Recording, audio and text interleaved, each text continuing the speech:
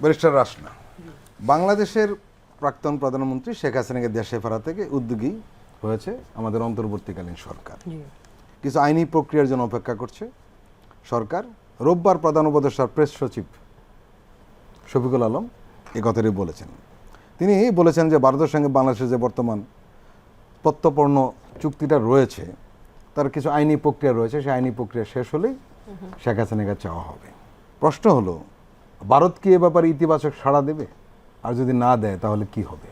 Extradition ট্রিটি আপনি যেটা বললেন, এটা তো মনে হয় 2013 সালে সই করা হয়েছিল, মানে হাসিনা আমলে। যোগ করি, হ্যাঁ, এটাও কিন্তু করা হয়েছিল মূলত ভারতের স্বার্থেই, তাদের কিছু লোককে যাতে ভারতে পাঠানো যায়। জি বলুন। জি, সেই স্বার্থেই 2013-তে আপনি যেটা সঠিকভাবে বললেন, এক্সট্রাডিশন যে ট্রিটিটা সেটা সই করা হয়েছিল। এবং ওই ট্রিটিটার ভাষায় আপনি দেখবেন যে পরিস্থিতিগুলো দেয়া আছে, যে কি কি পরিস্থিতিতে আমরা এক্সট্রাডিশন চাইতে পারি ভারত থেকে।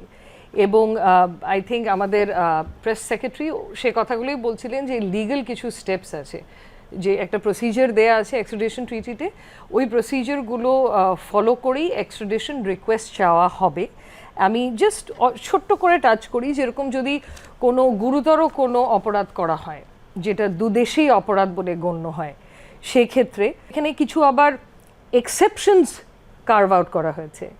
এবং আমার ভয়টা সেখানেই, এক্সেপশনের মধ্যে একটা আছে, যদি ভারতের মনে হয় যে এই দেশে আসলে তার সাথে অন্যায় হবে বা অন্যায়ভাবে তাকে শাস্তি দেওয়া হবে, সেক্ষেত্রে কিন্তু এক্সট্রাডিশনের যে রিকোয়েস্টটা আমরা করব সেটা ভারত রিফিউজ করতে পারে। তো ভারত কিন্তু চাইলে এই কথা বলে রিফিউজ করতে পারে, যদি ভারতের এখনো ওনার সাথে সুসম্পর্ক বজিয়ে রাখাই ভারতের আলটিমেট অবজেক্টিভ হয়ে থাকে, তাহলে এই একটা স্কোপ আছে এখানে।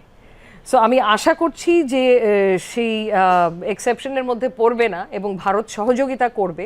এবং কনভিকশন পর্যন্ত যে আমাদের অপেক্ষা করতে হবে তাও না, কারণ এখন তো আপনি জানেন আন্তর্জাতিক অপরাধ ট্রাইব্যুনালেও মামলা স্টেপসগুলো নেওয়া হয়েছে, মামলা শুরু হয়েছে, এবং রেগুলার যে কোর্টসগুলো সেখানেও মামলা টামলা শুরু হয়েছে। সো এই স্টেজেও কিন্তু চাওয়া যাইতে পারে, কিছু লিগ্যাল প্রসিজার আছে সেগুলো ফলো করে।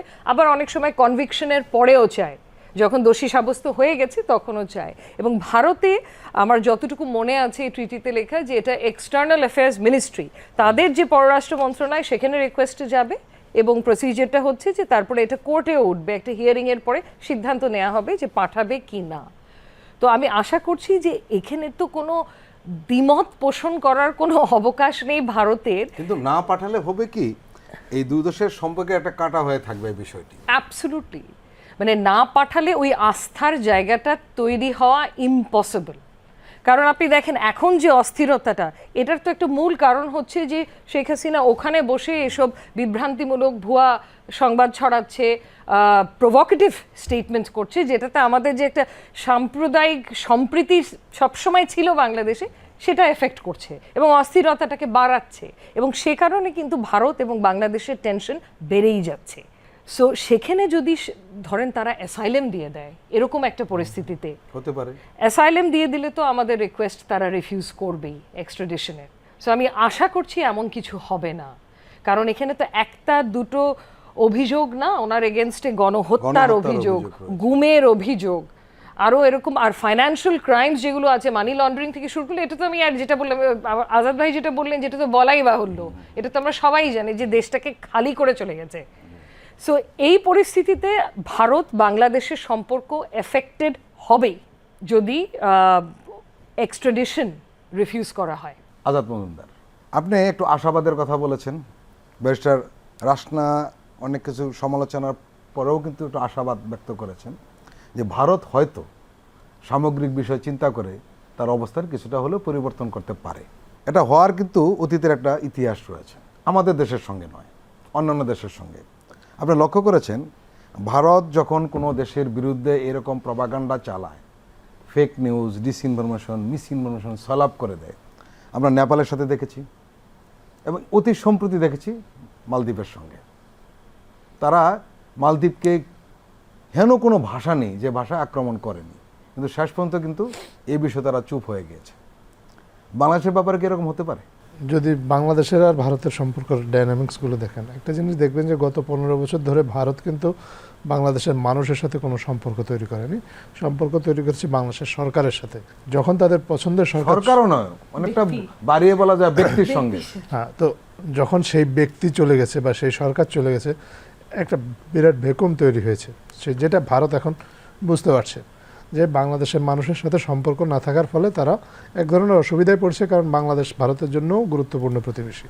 তারপরে যে ঘটনা ঘটেছে, আমাদের যে পলাতক যে সরকার প্রধান, তাকে আশ্রয় দেওয়া থেকে শুরু করে আমাদের দেশকে নিয়ে যে অপপ্রচারগুলো হচ্ছে, তাতে করে বাংলাদেশে কিন্তু ভারত বিরোধী, আমি বিদ্বেষ যদি নাও বলি, ভারত বিরোধী সেন্টিমেন্টটা খুব তীব্র হচ্ছে তুঙ্গে এখন বাংলাদেশের মানুষ এটা পছন্দ করছে না। বিশেষ করে তরুণদের মধ্যে, যাদেরকে ভারত মনে করছে যে খুব আপন, যাদের জন্য গলা ফাটাচ্ছে, তারাও কিন্তু এটা পছন্দ করছে না। তারা অপমানিত বোধ করছে, কারণ তাদের প্রথম পরিচয় তারা বাংলাদেশি। তো এই যখন সিচুয়েশান, তখন ভারত নিশ্চয়ই, ভারতে কিন্তু অনেক কবি, সাহিত্যিক, বুদ্ধিজীবী, অনেক বোধ সম্পন্ন, বুদ্ধি বিবেকবান মানুষ আছেন।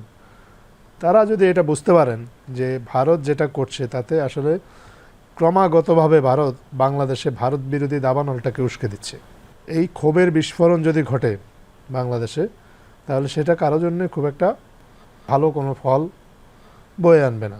যতদিন বাংলাদেশের মানুষের সাথে যদি ভারত মনে করে যে তাদের একটা সম্পর্ক স্থাপন করা দরকার, বাংলাদেশের মানুষ যাকে তার সরকার মনে করবে তার সাথে তখন ভারতের সম্পর্ক হবে। মানুষের প্রতিনিধি যারা, মানুষের প্রতিনিধিত্বশীল সরকারের সাথে তখন তারা সম্পর্ক গড়ে তুলতে পারবে, তাতে কোনো দিন আর কোনো অসুবিধা হবে না। তো সবচেয়ে গুরুত্বপূর্ণ বিষয়টা হচ্ছে এখানে পিপল টু পিপল কানেক্টিভিটি। এইটা যদি ভারতের দিক থেকেই উদ্যোগটা আসতে হবে, কারণ সমস্যাটা ভারত তৈরি করেছে, বাংলাদেশ নয়। বাংলাদেশ কিন্তু ভারতের মানুষের সাথে বা ভারতের নাগরিকদের প্রতি বাংলাদেশের কিন্তু কোনো বিদ্বেষ নেই। বিদ্বেষ বা বাংলাদেশের মানুষের রাগ এবং ক্ষোভটা হচ্ছে ভারতের শাসক শ্রেণীর প্রতি। তারা যেভাবে বাংলাদেশকে স্বৈরাচারকে প্রশ্রয় দিয়েছে বা বাংলাদেশের উপর নানাভাবে নানা সময় নানা কিছু চাপিয়ে দিচ্ছে, তারা যদি বাংলাদেশের মানুষকে আপন করে নিতে পারে বা নিতে চায়, তাহলে তাদের যেমন অর্থনৈতিক রাজনৈতিকভাবেও যেমন তারা লাভবান হবে, একইভাবে তাদের অর্থনৈতিক সমৃদ্ধি আসবে। কারণ বাংলাদেশে এখন ভারত বিরোধী সেন্টিমেন্টের কারণে ভারতের পণ্যের উপরও মানুষের এক ধরনের বিতৃষ্ণা চলে যাচ্ছে, যেটা হয়তো চলে যেতে পারে। বাংলাদেশ কিন্তু ভারতে বার্ষিক $13 বিলিয়ন বাজার এবং চতুর্থ বাজার, চীনের পরেই কিন্তু ভারতের সাথে বাংলাদেশের সবচেয়ে বড় বাণিজ্যিক সম্পর্ক। তো এরকম যখন অর্থনৈতিক সম্পর্ক থাকে, তখন সম্পর্কটা যদি সুসম্পর্ক হয়, তাহলে দুই দেশই লাভবান হবে।